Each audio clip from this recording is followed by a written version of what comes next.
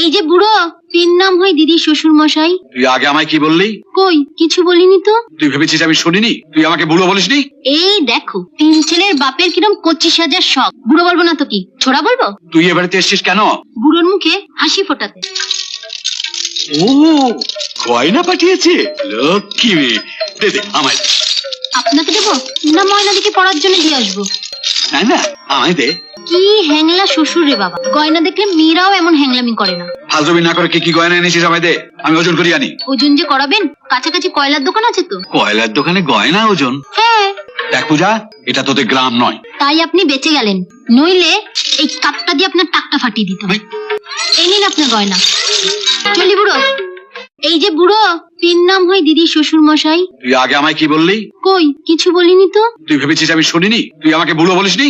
এই দেখো, তিন ছেলের বাপের কিরম 25,000 শখ। বুড়ো বলবো না তো কি, ছোড়া বলবো? তুই এ বাড়িতে এসছিস কেন? বুড়োর মুখে হাসি ফোটাতে। ও, গয়না পাঠিয়েছে, লক্ষ্মী মেয়ে।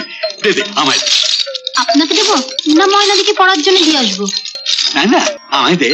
কি হ্যাংলা শ্বশুর রে বাবা, গয়না দেখলে মেয়েরাও এমন হ্যাংলামি করে না। ফালতুবি না করে কি কি গয়না এনেছিস আমায় দে, আমি ওজন করি আনি। ওজন যে করাবেন, কাছাকাছি কয়লার দোকান আছে তো? কয়লার দোকানে গয়না ওজন? হ্যাঁ। দেখ পূজা, এটা তোদের গ্রাম নয়। তাই আপনি বেঁচে গেলেন, নইলে এই কাপটা দিয়ে আপনার টাকটা ফাটিয়ে দিত। এই নিন আপনার গয়না। চলি বুড়ো।